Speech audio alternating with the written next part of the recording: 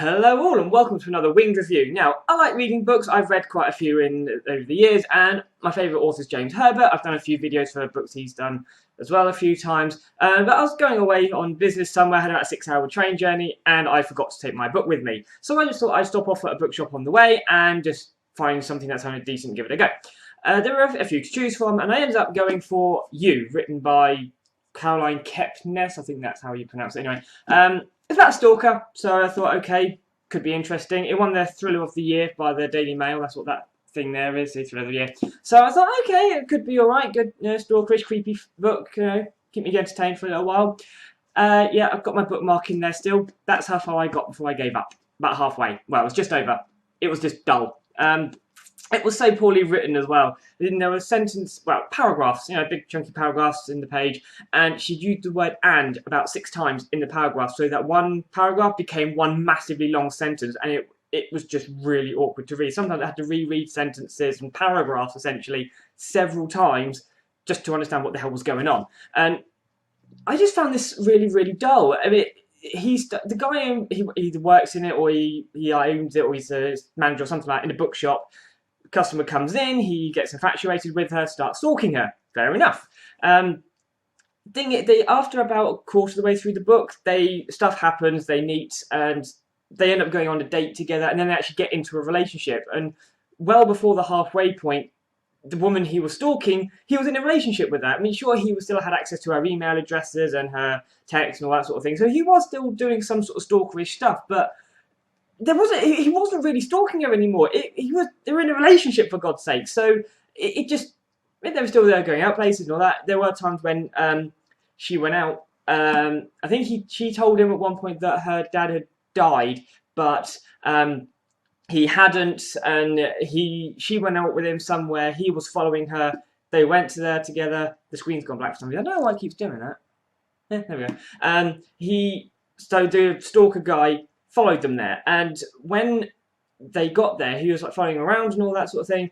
And towards the end of it, it looked as though she spotted him, and then of course on his way back, he was sort of panicking because he'd been spotted and all that sort of thing. Several phone calls from her that he'd missed and all that. And then when they met up, it was like, oh my god, what's going to happen and all that. She just comes clean about everything, and then they move on, and that's the end of that.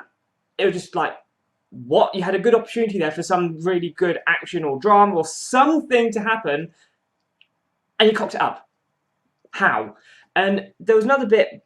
The guy was stalking, when he was stalking her, there was another guy on the scene who she was interested in. It was your typical, pillock.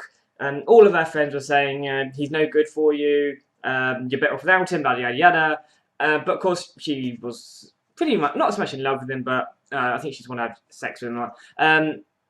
So stalker guy kidnaps him to get him out of the way and locks him in his basement in like a soundproof booth thing that they used to keep all of the expensive books into. And so when that happened, I thought, okay, yeah, things are now going to start picking up. He's kidnapped him. He's got him there. He can just, make him suffer or whatever. He asked the guy what books he'd read and then gave him quizzes on them. I have no idea. It was dark. I mean, he did end up killing him in the end, but the guy had a peanut allergy, so he just mixed some peanut oil into something, gave him that, and the guy died from it. So I don't know, that whole thing, it was just such a nothing. The whole thing was a nothing, really. There was nothing really creepy about it. How it won Thriller of the Year, I will never know. If that won it, God knows what the other nominations were like. So I'm never going to read this again. If anyone wants it, let me know. I just didn't enjoy it. I did have a look at some other reviews on Amazon and all that just to see what other people thought. Screen's gone blank again. And it looks like quite a few people had the same problem with it being poorly written, dull, all that sort of thing. So at least I'm not the only person that thought that. And maybe it does get better towards the end. I think the chapter that I finished, chapter 25 is the next chapter, and that is the chapter 24 goes over the halfway point.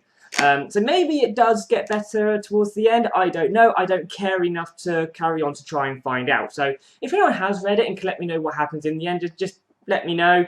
I mean, if no one knows, I know well. So it would be good to find out what does happen. But like hell, am I going to read all of that to try and find out? And I did try and look online, but I don't think many people had read it to really actually put on the whole what happened in the end. So if anyone knows, just let me know. It'd be interesting to find out what happens. But I cannot recommend this book. It was dull, poorly written, and it was just awful. See you next time.